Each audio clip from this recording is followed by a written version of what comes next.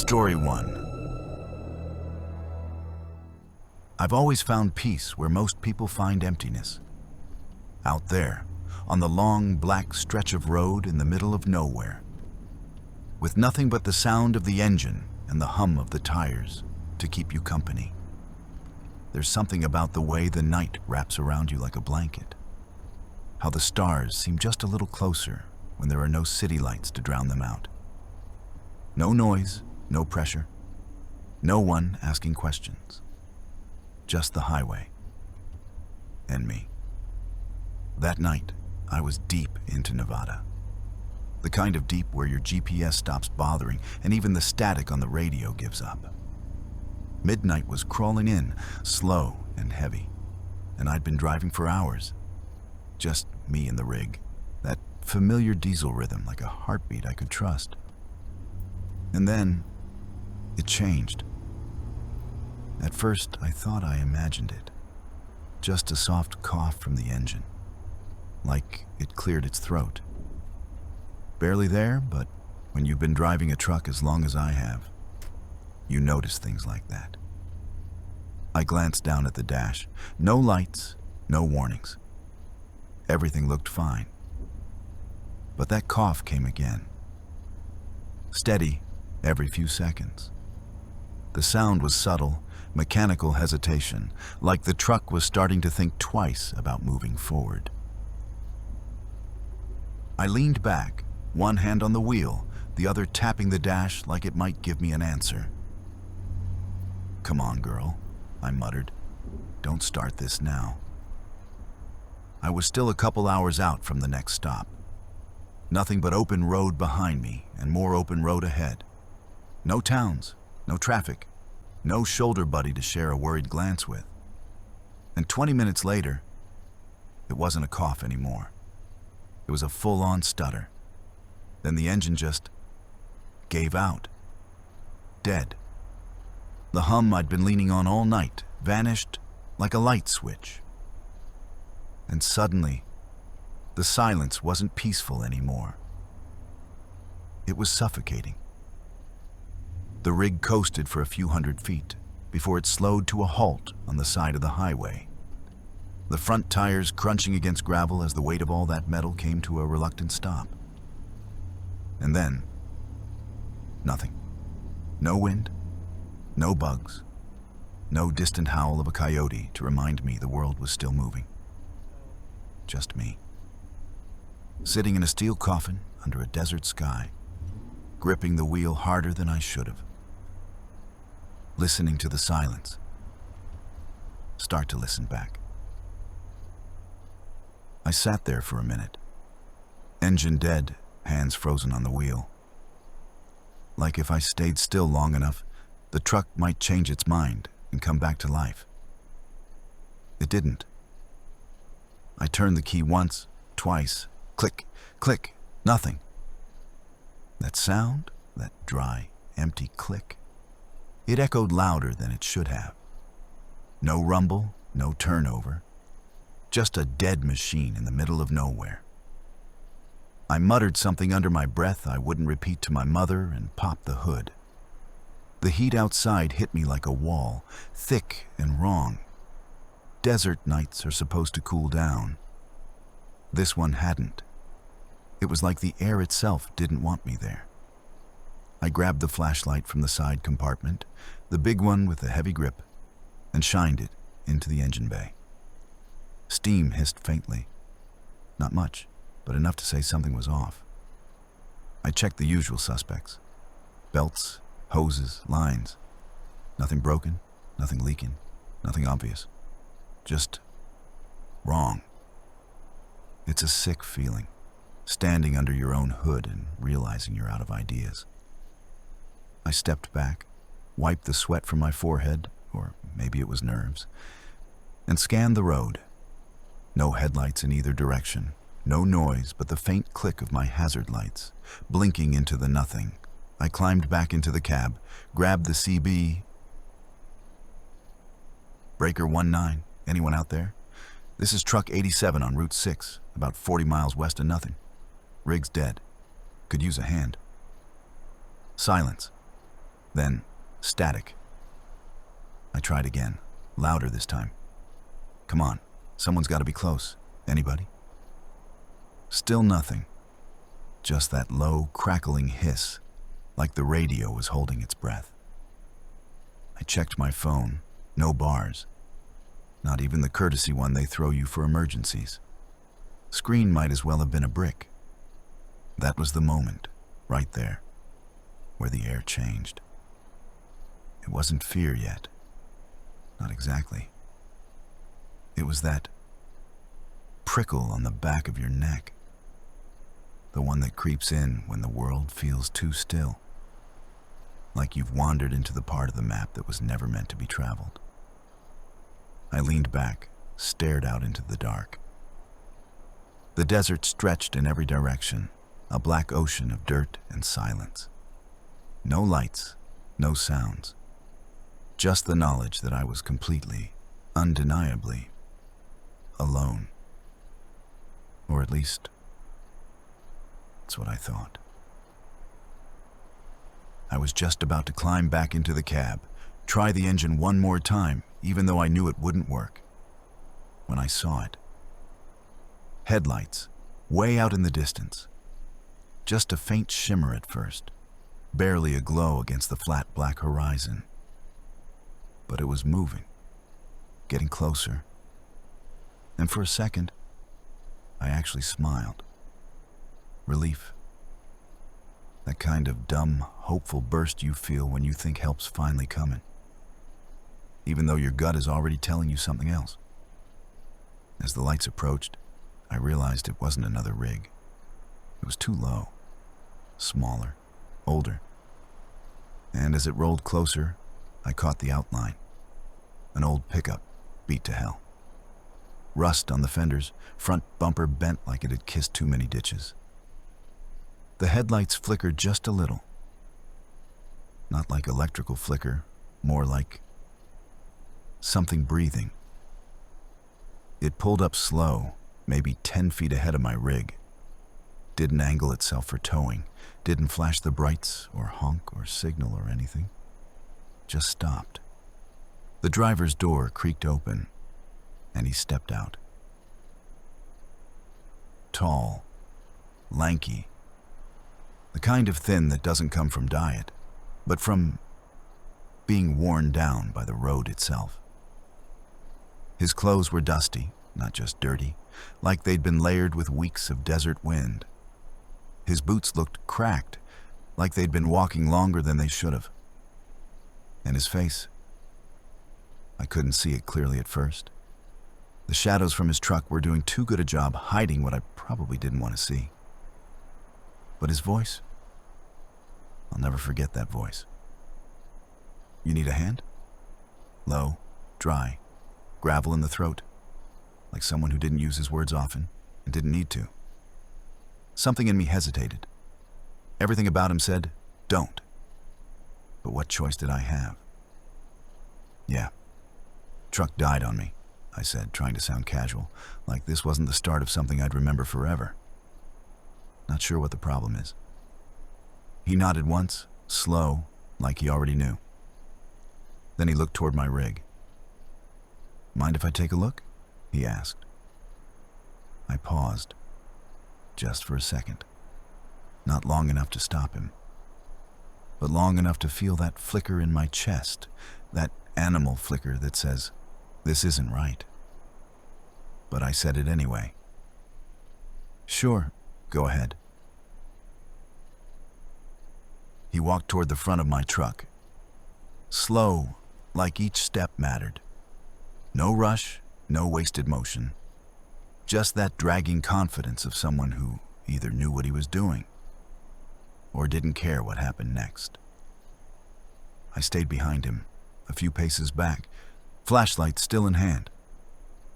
I didn't shine it on him. I didn't need to. Something told me he already knew every part of what was under that hood. Maybe better than I did. He didn't ask any questions, didn't say a word once he got there. Just leaned in. Stared into the engine like it was whispering to him. His head tilted, slightly, as if he was listening to something. Something only he could hear. The flashlight felt heavy in my hand. My fingers were tight around the grip, tighter than they needed to be. And I realized, for the first time, I was keeping space between us on purpose. There was something wrong here. Not just the truck, not just the heat or the silence or the dead signal. Him, the way he moved, the way he didn't talk, the way he kept his back to me for too long, like he didn't care if I was behind him, like he was sure I wouldn't do anything. And I wouldn't, because my instincts weren't telling me to fight. They were telling me to stay still, to wait, to watch. I cleared my throat, tried to shake off the unease. "See anything wrong?" I asked, voice too light, too casual, like I wasn't already locked in a standoff with something I didn't understand. He didn't answer, didn't even flinch, just kept looking under the hood, still as a damn statue. I took a small step back, not obvious, just enough to feel the gravel shift under my boot. My heartbeat had moved up into my throat now. Shallow, fast. Not panic, not yet. But that edge before it, where every sound feels too loud and the air feels too thin. When he finally turned around, it wasn't sudden. It was slow, intentional. His face was clearer now, gaunt, eyes too deep, too still. And the corners of his mouth, they moved just a little. Not a smile. Not exactly. "Looks like you're in a bit of trouble," he said. His voice wasn't helpful. It was amused. He didn't wait for me to answer, didn't ask permission, didn't offer a plan. Just said he had some tools not far from here, and that we could tow my rig, get me fixed up. The way he said it, the weight in those words, it wasn't right. My gut screamed it, that low primal warning that lives somewhere in your spine. The part of you that doesn't care about logic or manners, just survival. I forced a smile anyway, the kind you give when you're backed into a corner. "I appreciate the offer, but I think I'll wait for a tow. Shouldn't be too long before someone comes by." His eyes narrowed, not angry, just recalculating, like he was adjusting some invisible dial in his head. He didn't argue, didn't push. Instead, we just stood there. Two silhouettes in the quiet pulse of hazard lights, staring at each other like neither of us quite knew what the other would do next. "You sure?" he asked. And this time, he took a step closer. "It's a long way to the next town. Might be hours before someone rolls through." I nodded, slower now. "Yeah, I'm sure. But thanks for stopping." His gaze stayed on me for a beat too long, not angry, not even disappointed, just cold, analytical, like he was measuring something I couldn't see. Then, without another word, he turned. Walked back to his truck, same slow, deliberate steps. I watched him go, watched him open the door, climb in, sit down behind the wheel. But he didn't drive away. His engine stayed on, low idle, humming like a warning. And he just sat there, lights off, facing me, watching. I stood frozen beside my rig, one hand still resting on the door handle. My mouth was dry. My thoughts were loud. My options were shrinking. Finally, I climbed back into the cab, shut the door, locked it. The sound of the lock sliding into place felt loud in the silence. I didn't turn on the radio. Didn't move. Just sat there, breathing shallow, while the pickup truck in front of me refused to leave. Minutes passed, then 20, then 30. His headlights never came on. His silhouette never moved. He just sat there, a dark shape behind a dusty windshield, and waited. And that was somehow worse than if he'd knocked again. Because now, I wasn't afraid of what he'd do next. I was afraid of when. It started with movement. Just a flicker. Something shifting beyond the glass. I looked up and saw his truck lurch forward, slow, controlled, like a shark circling back around.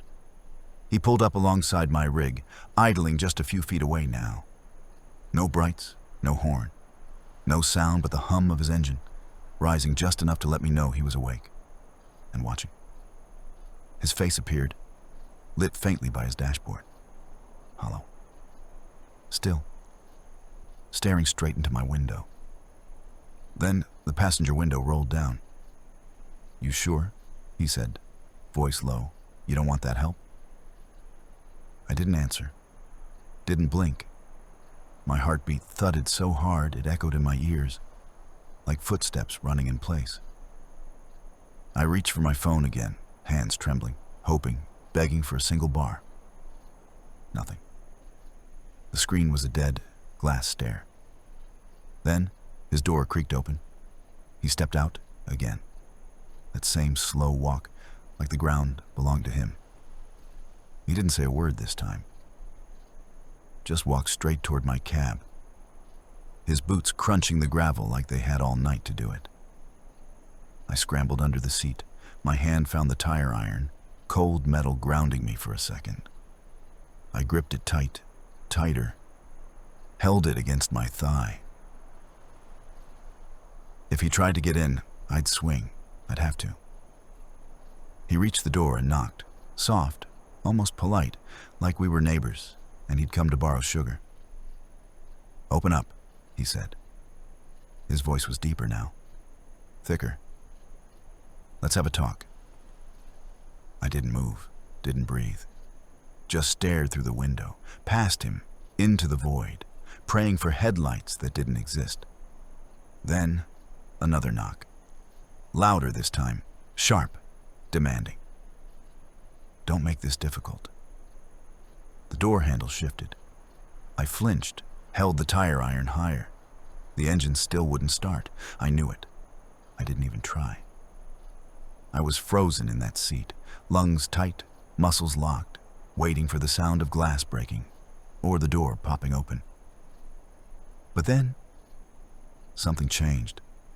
A new sound, faint at first, then growing. Another engine, and then headlights. Bright, cutting through the dark from behind. A second truck, closer, real. And for the first time all night, I wasn't alone. The second truck rolled in behind me, slow but steady. Its headlights flooding the scene, cutting through the thick weight of the night like a blade. The man outside my cab froze, his hand still resting on the door handle. His head turned, just slightly, toward the light. For a second, I thought he'd try to finish what he started anyway. But then, without a word, he stepped back. 1, 2 deliberate steps. Then he turned, walked to his truck, climbed in, and peeled off. No hesitation. Just tires spinning on gravel and taillights disappearing into the black. I sat there, still gripping the tire iron, hands aching, breath caught somewhere in my chest. The second truck pulled up beside me. Window rolled down. Big guy. Maybe my age. Looked like he'd been driving just as long. "You all right in there?" he asked, calm, but with that edge like he already knew I wasn't. I nodded, slowly, even though I didn't feel all right, not even close. I opened the door, stepped out, legs shaking under me. "Guy wouldn't leave," I said.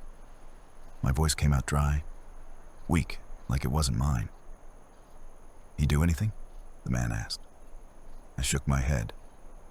He just watched, knocked, tried the handle. He looked past me, down the road the stranger had vanished into. "I'll hang with you till help shows up," he said, "just in case." I didn't argue. We stood there a while, not saying much. Just the low idle of his truck humming in the background like a steady heartbeat. Eventually, the tows showed. I got my rig hooked and ready to roll. Before I climbed into the cab, I turned to the guy who'd stopped. "Thanks," I said. "Seriously." He nodded, like he'd heard it 100 times before.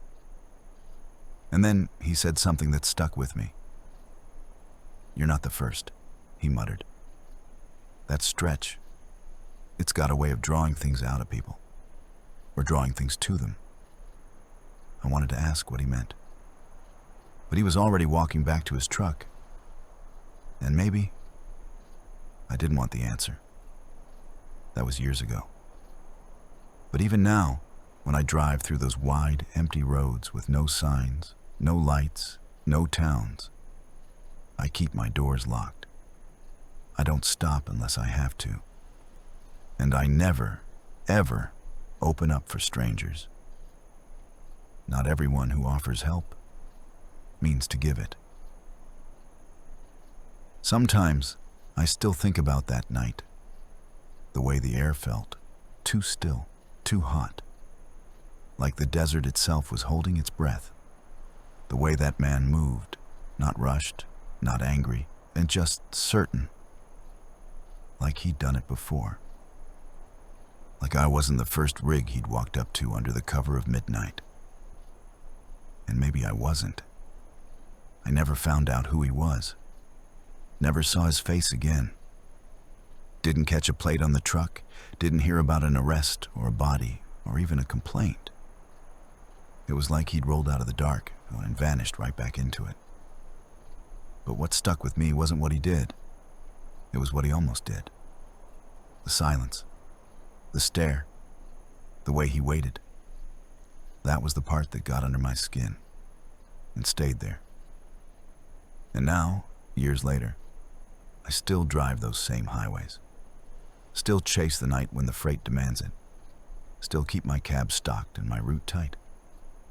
But I added one rule, just one. If I break down after dark, I stay in the truck. No matter who pulls up, no matter how friendly they seem, no matter how slow they smile or how much help they offer. I don't open the door, not anymore, not ever again.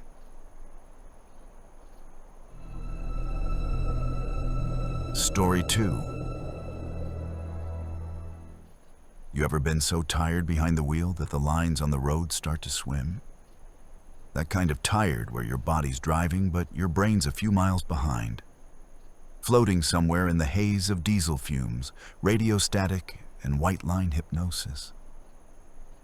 That was me. 11 hours deep into a run through the desert, chasing a deadline I stopped caring about around hour 6. My hands were on the wheel, my eyes on the road, but my mind was slipping. I knew it. I felt it. And I knew better. You don't mess around with sleep behind the wheel. Especially not out here, where the road goes on forever and the shoulder's just sand and heat. I told myself I'd pull off at the next real stop, stretch out in the sleeper for a few hours and hit it fresh before dawn. But there weren't any real stops, not for miles. Just a dead stretch of nothing, broken fences, cacti, and a horizon that never got any closer. And then, a sign. Rest area, 2 miles. No logos, no chains, no services. Just white text on green metal. Faded like it hadn't been touched in 20 years. Didn't matter. It was enough. I eased off the gas, eyes scanning the dark for the turnoff. When I pulled in, first thing I noticed was how dead it felt. No motion, no hum of traffic in the distance, no buzzing lights, just stillness. There were 2 trucks parked way at the far end of the lot. Silhouettes, no lights, no movement. Cabs dark, no sign of life inside. The lot itself was cracked, uneven, asphalt crumbling like old skin. A single bathroom building sat off to the side, low and ugly under the flickering throat of of a dying street lamp. A few picnic tables scattered in the dust, like someone once had the energy to care where they went. I pulled my rig into the middle of the lot. Not too close to the others. Not too far either. Just enough space to breathe. Engine off, lights down, and then silence. No crickets, no wind, not even the groan of cooling metal. It was the kind of silence that makes you feel like the world blinked and you missed something. But I was too tired to question it. At least, I thought I was. I sat there for a while, just sitting, not ready to move, not ready to sleep, not sure what I was waiting for. The cab of the truck was cooling fast without the engine, and the silence, that thick, pressurized silence, just kept pressing in from all sides. It was the kind of quiet that wasn't peaceful. It was loaded, like the world had stopped spinning. And nobody told me. I looked out through the windshield. The old lamp over by the bathroom buzzed and flickered like it was struggling to stay alive. Shadows stretched long and sharp across the pavement, twisted by every twitch of that dying light. And beyond that, nothing. Just the kind of desert night that swallows everything whole. No wind, no bugs, not even the low metallic creak of the trucks at the far end of the lot. I thought about turning the radio back on, just for noise. But the thought of any voice breaking that silence made my skin crawl. Even my own. The stillness felt absolute. Like anything louder than a breath might wake something up. I reached for my thermos, took a long swallow of coffee. But it didn't help. My nerves were awake now. But not because of caffeine. There was something about this place. Some wrongness I couldn't put my finger on. Not rot or decay or trash. I'd been to places way worse than this. Way dirtier. Way sketchier. This was something else. This felt like a place where nothing was supposed to be. Like it had been forgotten. Or maybe not forgotten. Maybe left behind. I looked again at the two trucks parked in the dark. No movement, no glow from the dash, no shifting shadows inside. Just still hulks. Machines that should have made noise, and didn't. I reached down to my boots, slowly unlacing them. I told myself I was just getting ready for a quick stretch, maybe a bathroom break. Nothing weird, just part of the routine. But as I opened the door and stepped out, I swear to God, the air didn't move. No temperature shift, no desert breeze, just the thick, unmoving weight of stilled air around me, like the whole place was holding its breath. And I started to feel like maybe I should too. I made my way toward the restroom. Slow, cautious steps on old gravel. The air stayed heavy, unmoved. Every footfall sounded sharper than it should have, too loud in the quiet, like I was breaking some kind of rule just by walking. The building loomed ahead, square, cracked, half swallowed by darkness. A pair of plastic signs barely clung to the door, one half hanging by a rusted screw. No lights inside, no hum, no warmth. Just the black hole of an abandoned structure. I paused at the threshold, held my breath, then pushed the door open. The hinges didn't creak, they popped. Loud, metallic, sudden. The kind of sound that makes your heart stutter. Inside, it was worse than expected. Smelled like mildew and bleach that had long since lost the battle. I flicked my flashlight on. Quick sweep, broken tiles, cracked mirrors, one stall door barely hanging on by a hinge. No graffiti, no trash, no signs anyone had been here in a long time. I did my business fast, didn't want to linger. Then, as I zipped up, I heard it. Crunch, A soft footstep outside, gravel shifting, deliberate, slow. My breath caught in my throat. I turned off the flashlight, waited. Nothing. Then again, crunch. Closer now. Someone circling the building. I stayed frozen in place, ears straining. Another footstep. Another. And then silence. But not empty silence. It was loaded. Like something had stopped moving, but was still right there. Waiting. I stepped closer to the door, hand near the handle.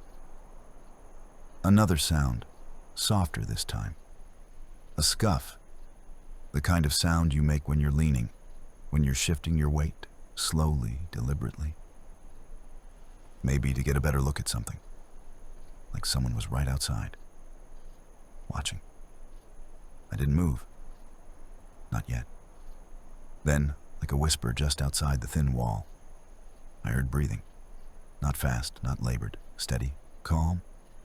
Like whoever was out there had all the time in the world. And I realized I hadn't heard a car pull in. I hadn't seen lights. So who the hell was that? I gripped the handle, ready to bolt if I had to. But deep down, I already knew. The moment I opened that door, something would be there. I stepped out of the restroom like I was stepping onto a minefield. My eyes scanned the lot, wide and unblinking. The air hadn't moved an inch. The flickering street lamp still buzzed overhead, casting that ugly, jumpy light across the lot. And that's when I saw him. He was just standing there, by one of the old picnic tables off to the side, the kind with concrete benches and faded wood slats warped from too many summers. He hadn't been there when I went in.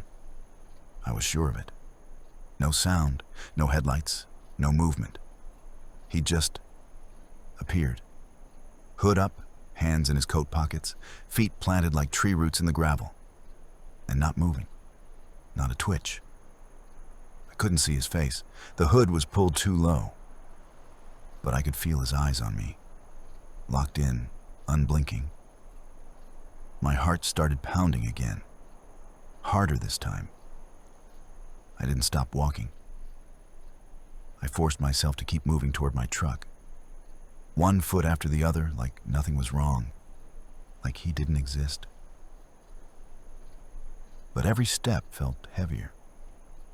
Like I was walking away from something ancient.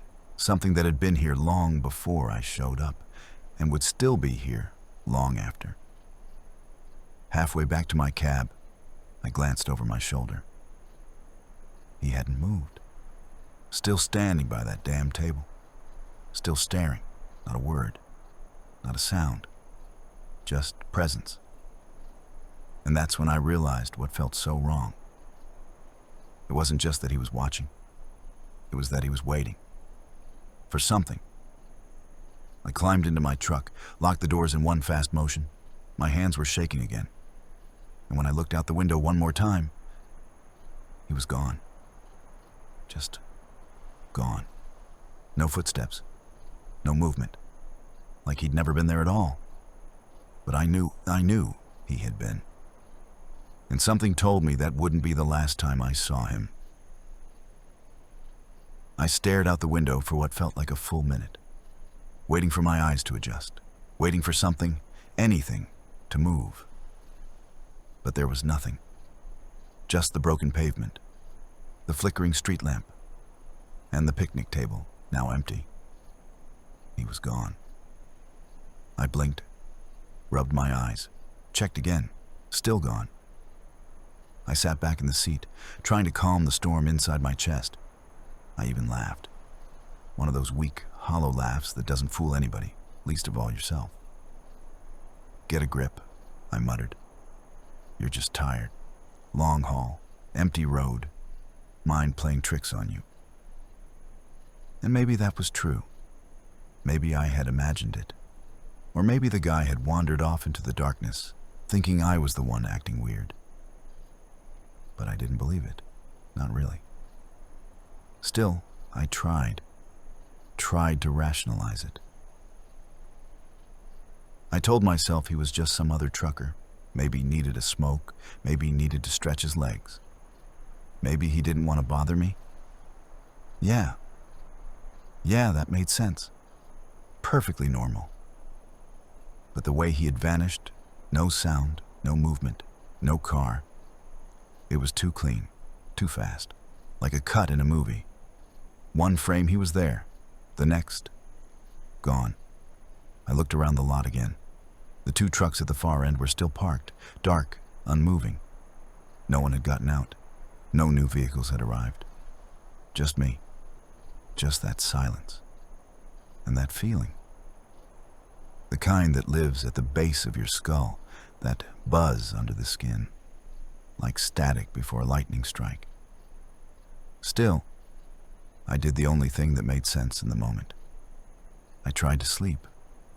Climbed into the sleeper cab, told myself to rest, told myself it was over. But some part of me, deep down, knew it wasn't. Because things like that, they don't end. They wait. It was the sound that woke me. Not loud, not at first, just a soft tap, almost polite, like someone knocking gently on a neighbor's door. I froze. My eyes shot open. The cab was dark, lit only by the faint orange glow of the parking lot's flickering lamp. Another knock, this time louder, firmer. I sat up, heart thudding like a war drum in my chest. Tried to listen, to place it. And then I realized it wasn't coming from one side. It was both. A knock on the driver's door. Then the passengers, almost in rhythm. I didn't move, didn't breathe. Another knock, harder now. A pause, then again. Left side, right side. Whoever or whatever was out there. They weren't alone. My mind raced. I hadn't heard anyone approach. No footsteps, no engines. I reached for my phone, no signal. Of course, I wanted to yell, to make noise, to drive them off. But something deep in my gut screamed, don't. They weren't trying to rob me. They didn't want money. They wanted me to open the door. Another knock. And now a voice, low, rasping, right outside the driver's window. Open up. I didn't answer. Didn't move. Then the same voice from the other side. No, not the same voice. A second one, just as cold. Come on, man.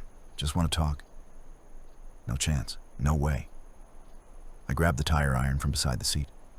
It felt useless, thin, fragile. Another knock. This one slammed, full fist against the metal. The whole cab shook. And then I saw them. 3 shadows standing in a triangle around my truck. Hoods up, faces hidden, still, waiting. I slammed my palm against the horn, the loud blast shattering the night. The figures didn't flinch, didn't run, didn't move. They just stood there. Then, like someone pressed a button, they turned in unison and stepped back. 1, 2, 3 paces. Then stillness again. The knock stopped.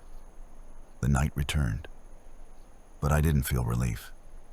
Only the certainty, the kind that grabs you by the spine, that it wasn't over. Not yet. They stood there. 3 of them, like shadows cut from something colder than night. Still, silent, staring straight into the cab. I didn't blink, didn't breathe. If I moved, if I acknowledged them, they might act. My hand hovered over the horn again, but I knew it wouldn't change anything now. They weren't surprised the first time. They weren't scared. They were waiting. Then, a sound, faint at first, like a distant rumble. My ears strained, mind desperate to make sense of it. Another engine, a vehicle. Headlights burst from the road, slicing through the shadows like a blade. The figures turned, fast. No hesitation this time. They bolted into the darkness like wild animals, slipping between trucks, vanishing behind the restroom building, swallowed by the black. The car rolled into the lot slowly. An old sedan, dirty, tired looking. But to me, it was a godsend. The driver parked a few spots down and stepped out. Middle-aged man in a ball cap and denim jacket. He stretched, yawned, looked around, completely unaware he'd just saved my life. I threw open the door and jumped down, legs weak, breath caught halfway between relief and leftover terror. "Hey," I called out, too loud, too fast. The man turned. "You all right?" I didn't know how to answer. What was I supposed to say? I think 3 people were about to break in and maybe kill me? Or I saw shadows that didn't move like people should? Instead, I just nodded, trying to act like everything was normal. "Yeah," I lied, voice shaking. "Just long night."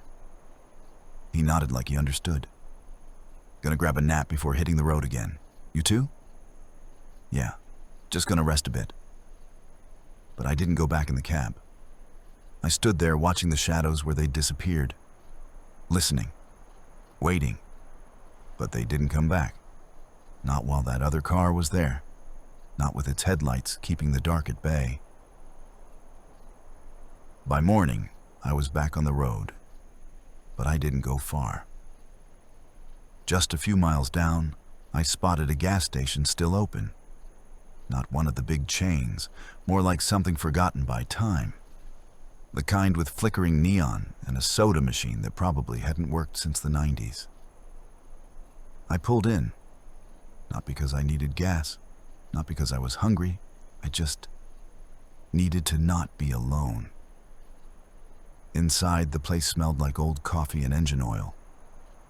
The cashier was an older man, face sun-worn, eyes heavy like he'd seen too much and had stopped caring. "You look like hell," he said without lifting his gaze from the counter. "Didn't sleep much," I muttered, rubbing my face. He glanced up at me, really looked. Then his eyes shifted slightly, like he recognized something, like he'd seen this before. "You park up the road?" I nodded. He didn't smile, didn't blink. "You saw them, didn't you?" The words landed like a weight in my stomach. "What?" I asked, even though I already knew what he meant. He wiped his hands on a rag and leaned on the counter. "You're not the first. Won't be the last. That lot's had things happen. Shadows that walk like men, knock when they know you're too scared to answer, then vanish before the cops can ever find anything." He said it so casually, like it was just weather. "Why doesn't anyone do something?" He shrugged. "Because nothing ever happens. Nothing anyone can prove, anyway." I stood there, the hum of the cooler buzzing in the background, trying to make sense of what I'd just been through. "You should keep driving," he added. "And if you ever pull over again, don't let it be somewhere that quiet." I left without another word. Didn't eat. Didn't rest. I just kept the wheels turning until I found real noise, real people, something that reminded me I was still alive. That rest stop? I never saw it again. I never even looked it up. But since that night, I've never once parked alone in the dark. Because some places out there, they're waiting.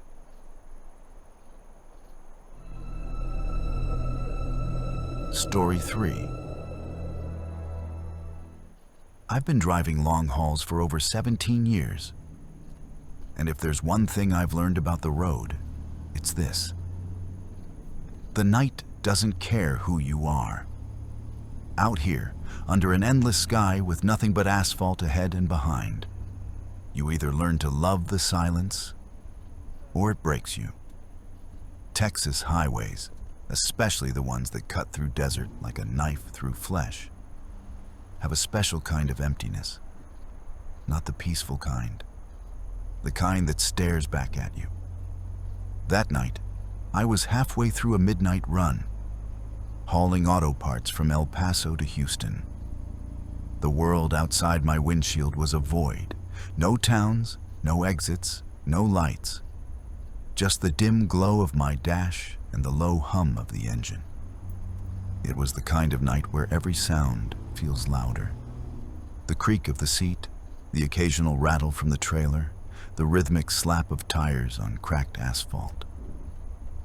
And in that stillness, I found myself glancing at my mirrors more often than usual. Not because I expected anyone to be there. Just out of habit. A habit that every trucker develops over time. What's behind you matters just as much as what's ahead. There's something comforting about those side mirrors, little framed pieces of reality, proof that the world still exists behind you. But that night, something about them felt off. Like they were watching me as much as I was watching them. The longer I drove, the more that feeling grew. Quiet, subtle, but persistent. I told myself it was nothing. Just the road. Just the dark. But deep down, I already knew something was wrong. It started as a flicker. Just a faint pair of headlights far back in the mirror. Two pale dots swimming in the distance, like fireflies in the void. I didn't think much of it at first. It's not uncommon to see a vehicle pop up even on the loneliest stretches of road. Another driver running a late-night route, maybe. Someone else trying to outrun the silence. But as the minutes passed, the lights stayed exactly where they were. Not getting closer, not falling behind. Just hanging there. The perfect distance. Like they were pinned to the mirror. I eased off the pedal a little, just enough to see if the car would respond. It didn't. I sped up a few miles per hour at a time, watching the speedometer tick past 70, 75, 80. Still there. No change in size. No change in position. The exact same 2 points of light, unwavering in my mirror, as if they were tethered to me by some invisible thread. My grip tightened on the wheel. There are rules to driving. Physics, momentum, distance, and this broke all of them. Either that car should have caught up or disappeared miles back. But it didn't. It just stayed. Watching. Following. A silent shadow I couldn't shake. I leaned forward slightly, squinting into the reflection, but it was too far to make out details.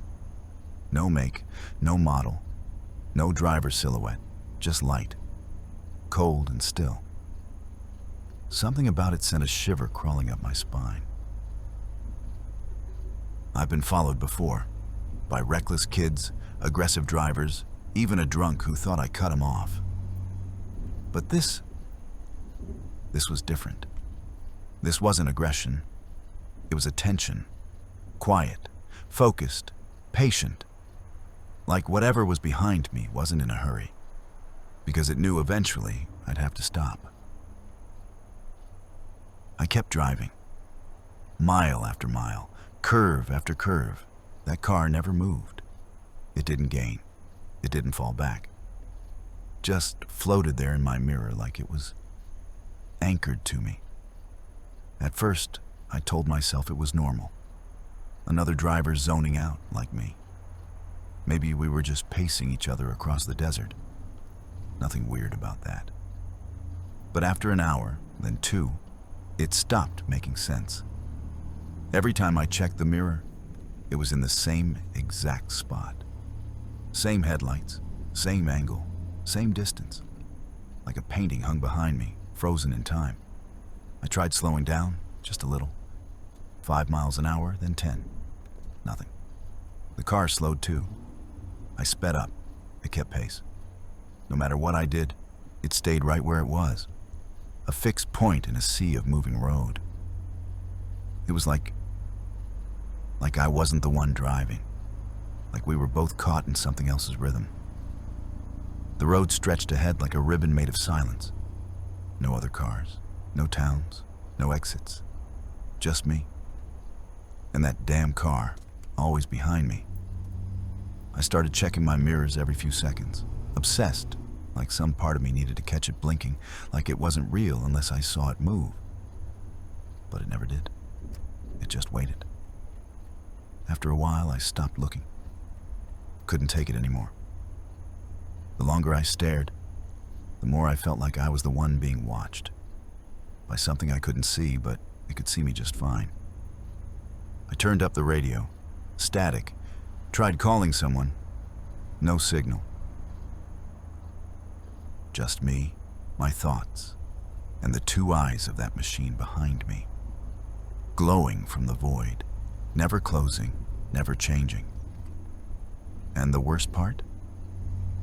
The more I ignored it, the more I started to feel like it was getting closer anyway. I'd had enough.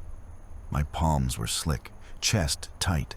That damn car had been there too long, watching, or pretending not to. I tapped the brakes, then pressed harder, slowed to a crawl. Still there, I hit the brakes, hard.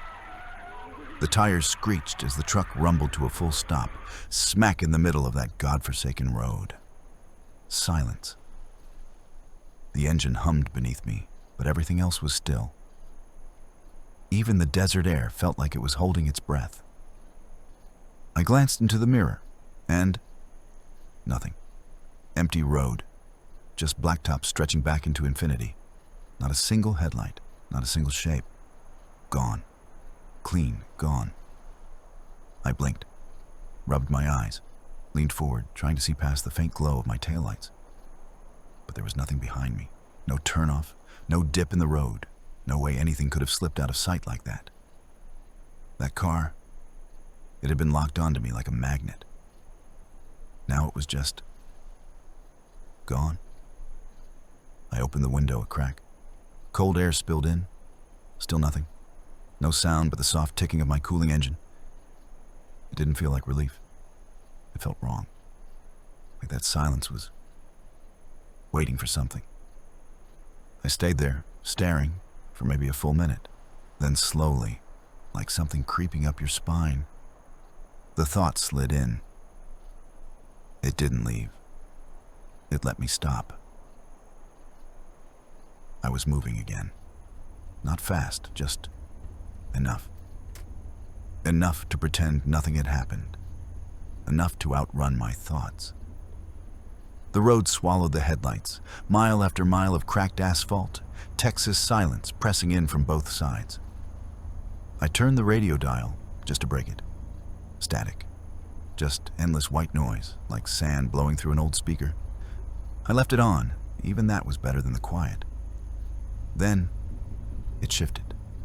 The static thinned, wavered, bent around something else, a sound, a syllable.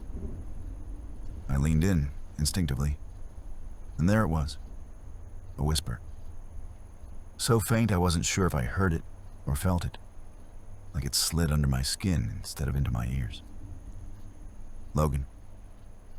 I froze.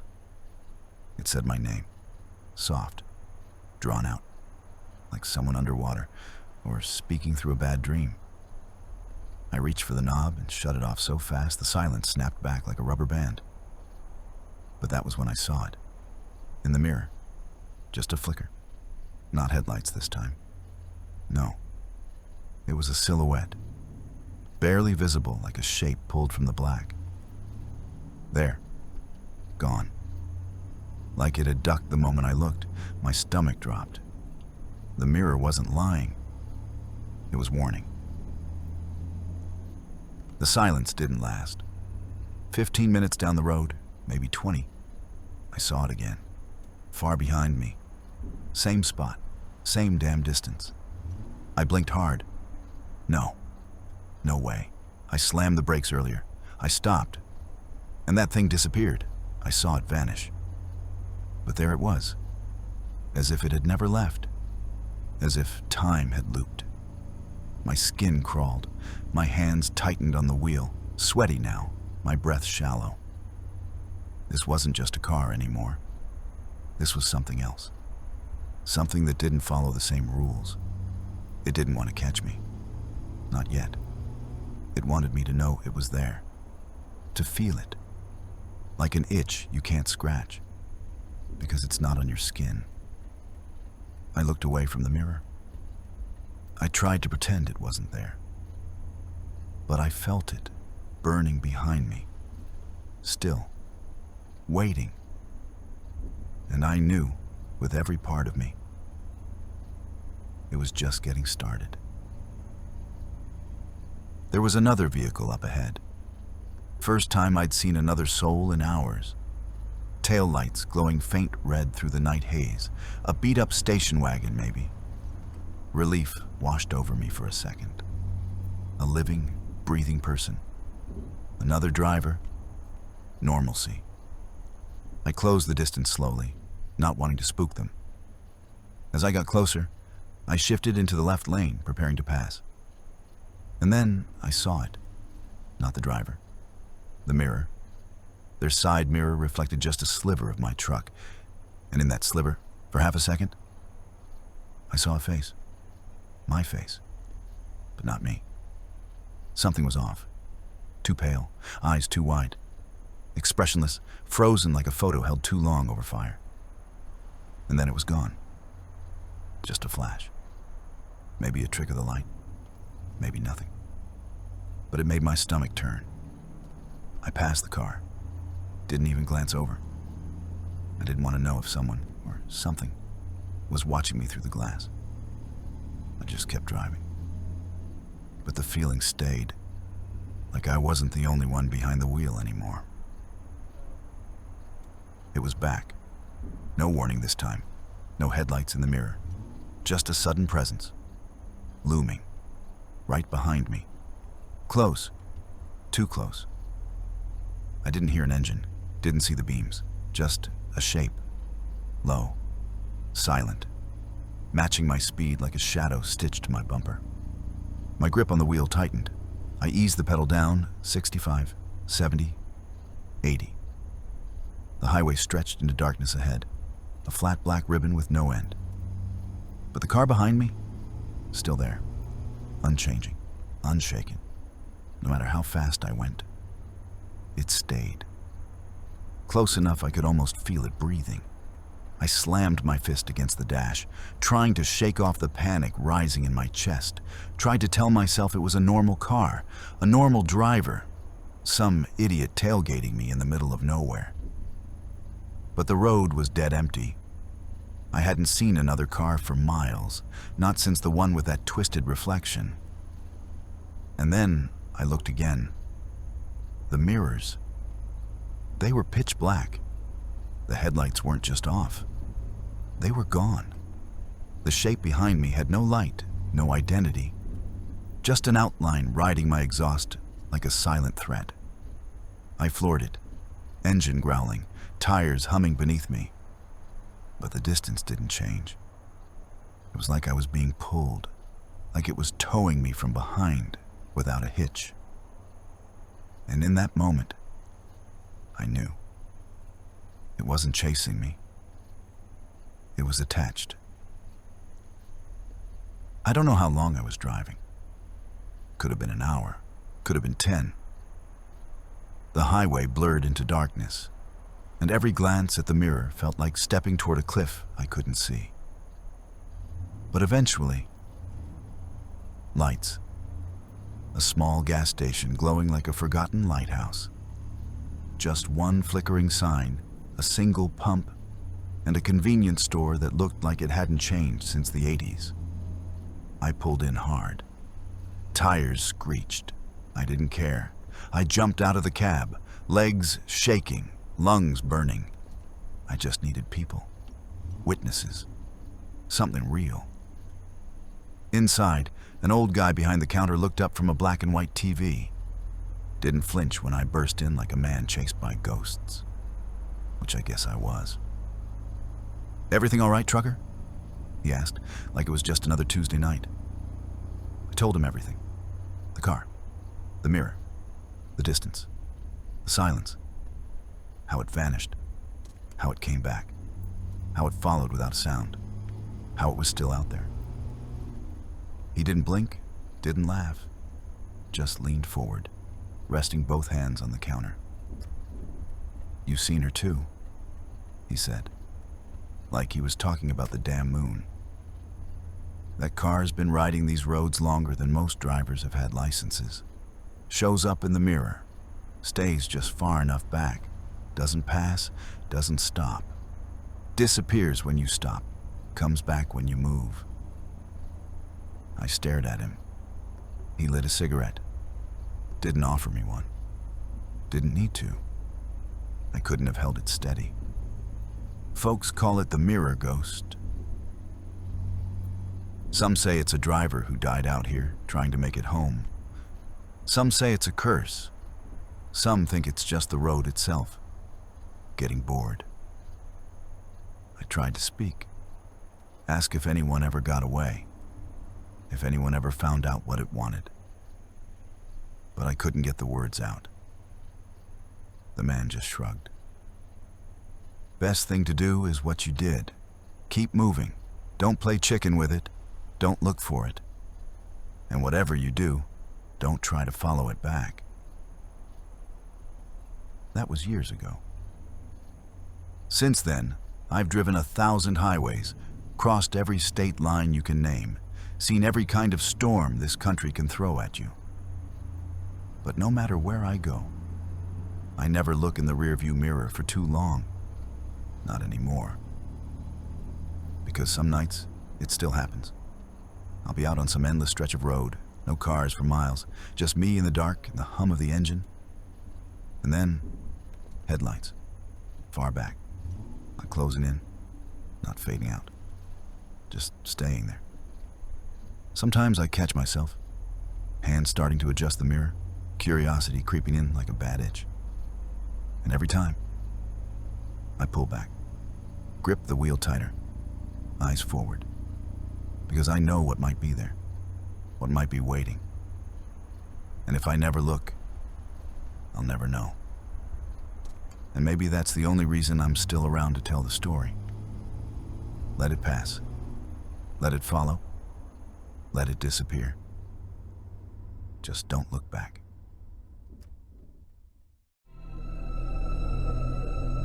Story 4. I've driven 1,000 nights like this. Endless asphalt, headlights carving a narrow path through the dark. Just me and the road, no radio, no voices. Just the low hum of the engine keeping me company. But this night, this one was different. I was deep in the Appalachians. Winding switchbacks, sharp drops on either side, no cell service, no shoulder to pull over on. Just the truck, the cliffs, and that damn fog. Thick like milk, no stars, no moon, just white, swirling around the cab like something alive. My high beams barely touched it, like the light got swallowed up as soon as it left the hood. I slowed down, leaning forward over the wheel, not that it helped. Couldn't see a damn thing past 10 feet. The trees looked like ghosts when they flashed by. Branches like arms, reaching, no cars, not for miles. No tail lights up ahead, no headlights behind. The GPS had long since gone dead. All I had was the faint yellow line under my tires, and even that started to fade into the white. And then, the silence. It hit me all at once. I hadn't noticed it before, but now it was deafening. No wind, no crickets, no hum of insects or birds, just the engine and my breath. Even the tires sounded muffled on the pavement, like the whole world had been put underwater. I cracked the window just to hear something, anything. But the air that came in was heavy, wet, still, and cold. It felt wrong, like the kind of quiet that happens after something bad, not before, after. I kept driving. What else could I do? But something in my gut, in that primal part of my brain that doesn't reason, it just knows. It started to twist, like I wasn't alone anymore. Like something was in the fog, waiting. I don't know when I first noticed it. It wasn't loud. Not really. Just a sound. Soft, barely there, like the rustle of fabric or breath through cracked lips. At first, I thought maybe it was the engine, a belt slipping maybe, or the sound of wind sneaking in through the seals. But no, this was different. It wasn't mechanical. It wasn't outside. It was inside the cab. I turned the fan off, killed the defrost, rolled the window back up, held my breath. And I heard it again, a whisper. No words, just sound. Low, rough, like someone breathing. Too close, right behind me. The kind of whisper you feel more than hear, like a voice curling against the back of your neck.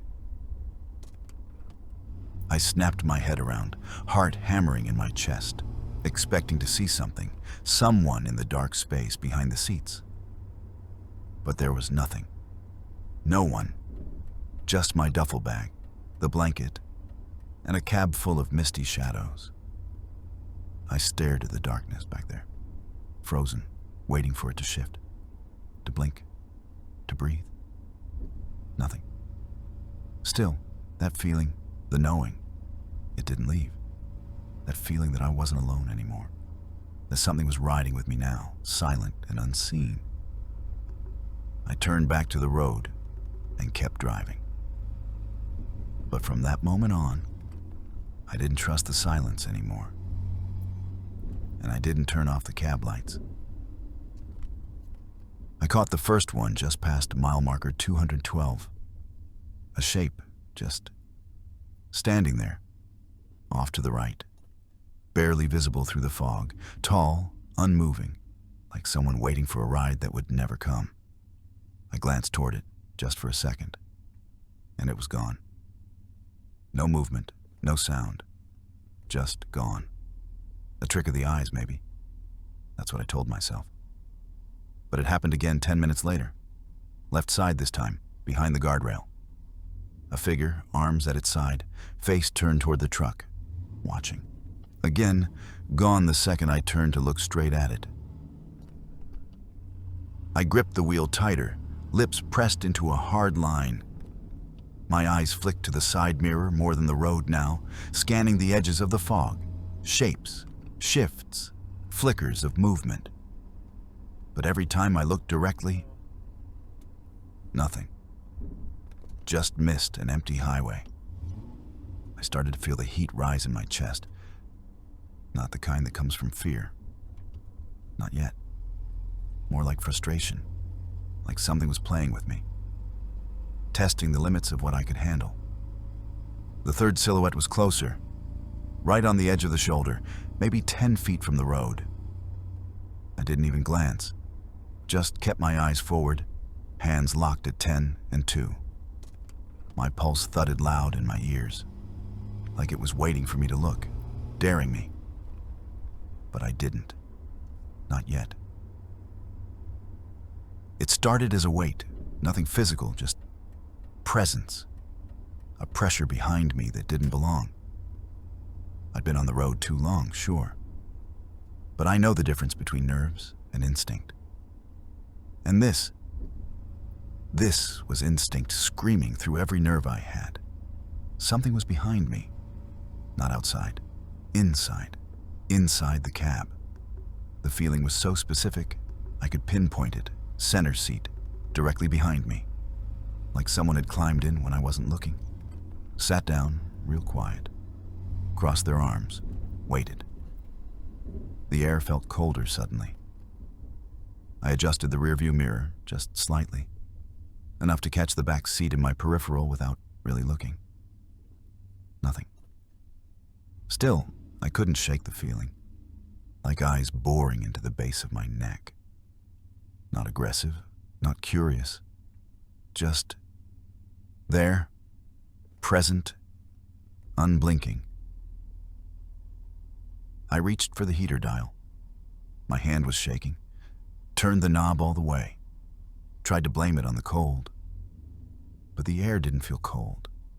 It felt close, heavy, like the breath of someone just inches behind me, but not breathing loud enough to be heard. I thought about stopping, just pulling over and getting out. But something deep in my gut said that would be the worst thing I could do. Whatever was in this truck, it didn't want me to leave. And worse, it didn't want to be seen. So I kept driving, eyes forward, hands tight on the wheel, pretending like I was alone. I don't know how long I sat like that. Stiff, silent, pretending the world behind me didn't exist. I avoided the mirror, avoided the reflection, avoided the thought. But eventually, curiosity overpowered fear. It always does, doesn't it? Just a glance, I told myself. One glance to prove there's nothing there. Nothing but the empty seat and the stale smell of old coffee and vinyl. I moved the mirror. Slowly, I kept my eyes on the road until the angle was right. Then, without turning my head, I let my gaze drift upward. Just for a second. And there it was. Not my reflection. Not the back seat. A face. Pale. Bloodless. Still. No features. Just a shape. As if a person had been sculpted out of fog and left to harden. Eyes, too wide, too dark. Mouth, barely a slit. Skin, like wet paper in moonlight. It didn't move. It didn't blink. But it saw me. I felt it. The acknowledgement in that 1 second. My entire body locked. I couldn't breathe. Couldn't look away. Then, it was gone. Like it had never been there. I blinked, gasped, fumbled the mirror back down, nearly tore it off the windshield. My heart pounded so loud, it drowned out the engine. I kept my hands on the wheel, white-knuckled. And I didn't check again. I couldn't. Because if it was real, if that thing was still sitting back there, I didn't want to know. And if it wasn't, then maybe I was already losing my mind. The radio cracked on by itself. No knob turned, no bump, no touch. Just silence, then static. I nearly jumped out of my skin. At first, it was just white noise. A low hiss, weaving into the hum of the engine. I reached to shut it off, but paused. Something was inside the static. A pattern, a rhythm, then a whisper. Thin, buried deep.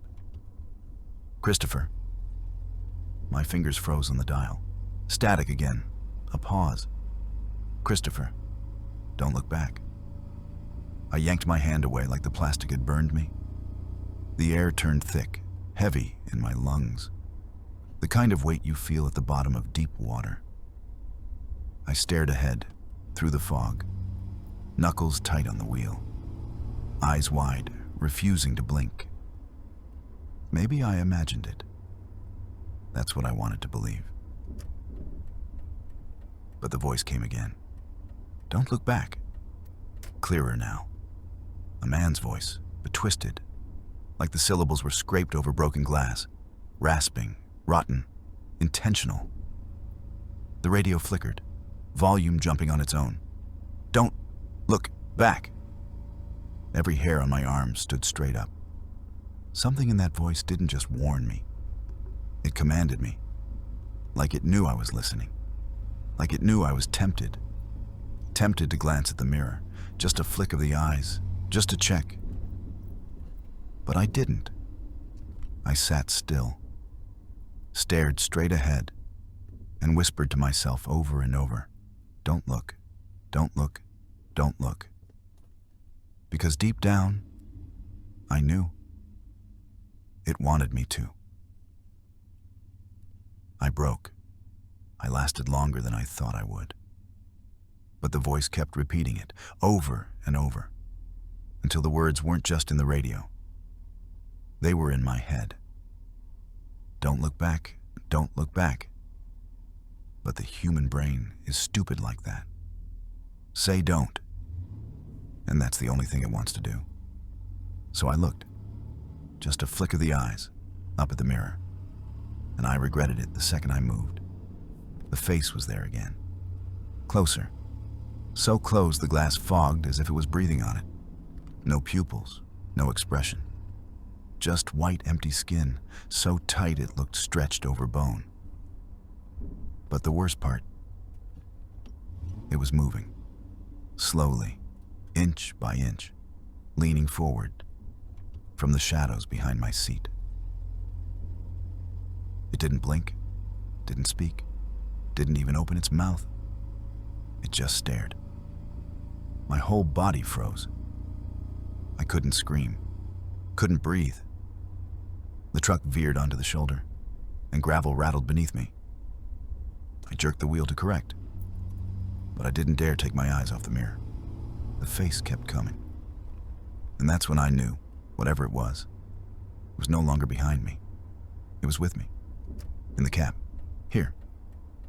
The mirror started to fog. Not just where the face was, but the entire surface. And in the fog, faint letters began to form. I couldn't look away. I had to read it. 2 words. Look back. I screamed. I hit the gas so hard I thought I'd snap the pedal clean off. The tires screamed against the wet pavement. But I didn't care. The only thing I knew was that I couldn't stop and I couldn't look back. The fog was thicker now. Alive. It wasn't just drifting through the trees anymore. It was pouring across the road like smoke from a fire I couldn't see. Headlights barely reached 6 feet ahead. Everything else was swallowed by the white. And behind me? Screams. Not just the voice anymore. Not just that low growl whispering, "Don't look back." Now it howled. Screamed my name in a dozen twisted voices, overlapping, echoing, some high like children, others deep like broken engines. "Don't look back, David. Don't look back." I clutched the wheel so tight my knuckles cracked. The mirror was still there. I refused to raise my eyes. But flashes hit the glass. Faint, blinking, like distant strobes. Light, movement, a shape leaning forward, then snapping back. Another flash. And then, a handprint, pressed against the inside of the windshield. But not my side. The passenger side. The scream inside me wanted out, but it got stuck in my throat like a swallowed knife. The fog screamed again, or maybe the engine, or maybe me. I didn't care. I didn't look. I just kept going. The fog didn't lift. It vanished, like someone snapped their fingers, and the curtain dropped. Suddenly, the trees came back into focus. The winding road stretched ahead like nothing had happened. The screaming stopped. The radio went dead. But the silence that followed, it wasn't peace. It wasn't relief. It was wrong. Because I still felt them. Not outside anymore. Inside. I couldn't explain it, couldn't prove it. But the moment that silence settled in, I knew I wasn't alone in the cab. The air changed. It got thick like breathing through wet wool. Heavy. Still. A warmth moved past my neck. Not heat from the vents. Not the usual draft from a cracked window. No. It was breath. Close. I didn't turn. I didn't dare. I knew if I moved too fast, it might react. So I just stared ahead, eyes wide, hands frozen on the wheel, letting the miles pass without a word. I could hear it now. Not a whisper. Not a voice. Just presence. The sound of something existing where there should be nothing. A soft creak in the seat behind me. The rustle of worn cloth. And beneath it all, the faintest pulse. Not mine. Something else. I kept driving. I didn't blink, and I did not look back. I saw the lights of the city long before I felt them. They were small at first, scattered blinks on the edge of the horizon. But to me, they were everything. Civilization, people, safety. The fog didn't follow me in. It peeled away, like it had rules, like it wasn't allowed to enter the light. I pulled into a delivery dock on the outskirts. Street lamps buzzed. The world looked normal, too normal. I sat there for a moment, engine running, hands still gripping the wheel, waiting to feel relief. But it never came, because I could still feel it. Not the fog, not the voice, not the face in the mirror. Something else. A silence that settled in the passenger seat, like it belonged there. Like it had always been there. I stepped out of the truck slowly. I stretched, breathed. But I didn't check the mirrors. Not even once. A man came out from the dock, clipboard in hand, asked me if everything was all right. I nodded. I lied. I handed him the paperwork, climbed back into the cab, and started the engine again. The dashboard lit up. The GPS glowed. Everything worked. And still, as I merged onto the next highway, something inside me refused to glance to the right, refused to glance back. I don't know what I brought with me. I don't know if it ever really left. But from that night on, every time I pass through fog, every time the radio crackles without reason, every time I feel eyes on the back of my neck, I just keep driving. And I never look in the mirror.